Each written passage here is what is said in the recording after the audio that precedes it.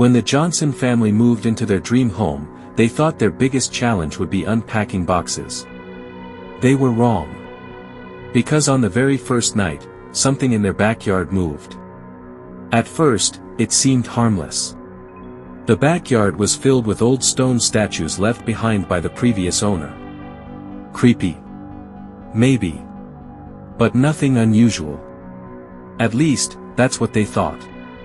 One morning, while drinking coffee, Sarah glanced out the kitchen window. And froze. One of the statues was facing the house. The problem? She clearly remembered it facing the fence the day before. She laughed it off. Maybe she was mistaken. Maybe. But the next morning, another statue had moved. Then another. And another. Each day, they appeared in different places.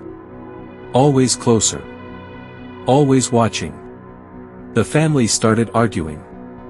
Nobody admitted moving them. The kids blamed each other. Sarah blamed her husband. Her husband blamed the kids. But deep down, everyone knew something wasn't right. Then things got worse. One morning, they woke up and found spray-painted symbols covering the fence. Strange shapes. Random numbers. Messages that made no sense. The police were called, but there were no footprints. No signs of forced entry. No suspects. Nothing. The officers suggested it was probably teenagers. Case closed. But the family didn't believe that. Because whoever was doing this, somehow entered their property without leaving a trace. And then came the night that changed everything.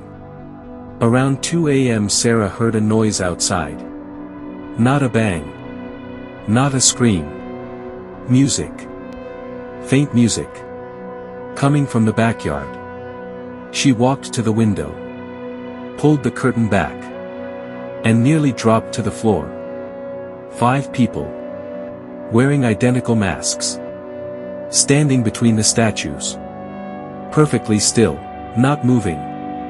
Not speaking. Just staring at the house.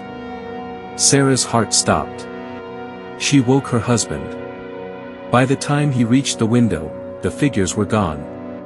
Vanished. Like they were never there. The next day, the family installed security cameras around the entire property. Every corner. Every entrance. Every blind spot. And something strange happened. The statues stopped moving. The graffiti stopped appearing. The masked people never returned. Just like that, everything ended. But the cameras never captured who had been doing it. Not once. No faces. No clues. No answers. Years later, the family still lives in that house. The statues are still there. Standing silently in the backyard. Exactly where they were left. And every now and then, Sarah catches herself looking out the window at night. Just to make sure they're still in the same place. Because sometimes, the scariest part of a mystery, is never finding out who was behind it. When Jake and Melissa bought their dream home in New Mexico, they thought they had found the perfect place to start over. The house was old, quiet, and far away from everyone else. At first, it felt peaceful. But then, they noticed something strange. Every night, around 2 a.m., they heard a dull metallic sound coming from somewhere below the house. Clang, then silence. The first few times, they ignored it. Old houses make noises. At least that's what they told themselves. But the sound kept happening. Every single night.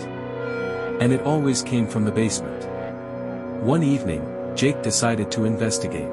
The basement was unfinished. Cold concrete walls. Dust everywhere. And a smell that neither of them could explain. While checking the far corner of the room, Jake spotted something unusual. A large steel door. Half hidden behind old shelves. The door didn't look like it belonged there. It looked industrial. Heavy. Almost like something you'd find in a bunker. There was no handle. No label. Just a thick lock. And years of dust. Melissa immediately felt uneasy. Why would someone need a door like this inside a house? Neither of them had an answer. But curiosity had already taken over. Over the next few days, they searched the internet. They checked old property records. Asked neighbors. Nobody knew anything about the hidden door. And that only made it worse. Because if nobody knew it existed, who built it? And why?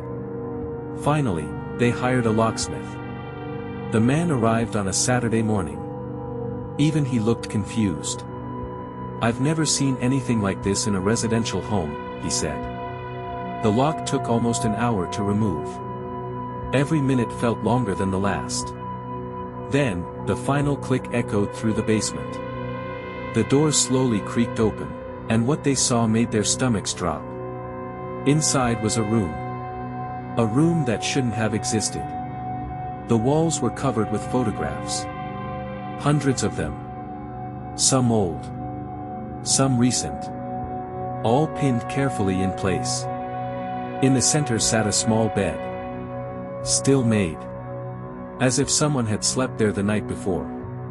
There were candles. Food wrappers. Empty water bottles. And stacks of newspapers. The room wasn't abandoned. It looked lived in. Jake's heart started racing. Because someone had been staying there. Inside their house.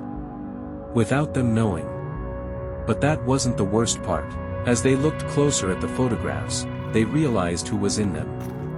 The pictures showed their property. Their backyard. Their windows. And even pictures taken inside the house. Photos of Melissa cooking. Photos of Jake watching TV. Photos taken while they were sleeping. Someone had been watching them. For a very long time. The couple immediately called the police. Officers searched the hidden room. At first, they believed whoever used it was long gone. Then one officer discovered something chilling. Fresh footprints. The dust around the entrance had been disturbed recently. Very recently. That meant the room hadn't been abandoned. Someone had been there. Maybe days ago. Maybe hours ago. And then police found something else. A hidden passage. A narrow tunnel leading from the room to a concealed exit outside the property. Whoever had been living there could come and go whenever they wanted. Without ever using the front door. Without ever being seen. The realization hit Jake and Melissa like a truck. For months, maybe even years, a stranger had been secretly entering their home. Walking through their property. Watching their lives unfold. And they never knew. The police searched the area for weeks. But the person responsible was never identified. No arrest. No explanation. No answers. The hidden room was sealed. The tunnel was destroyed. But the fear remained. Because even today, Jake says the scariest part isn't what they found. It's wondering how many nights that stranger stood just beyond the wall, listening. Watching. Waiting. And if the hidden door had never been discovered, would they still be there right now?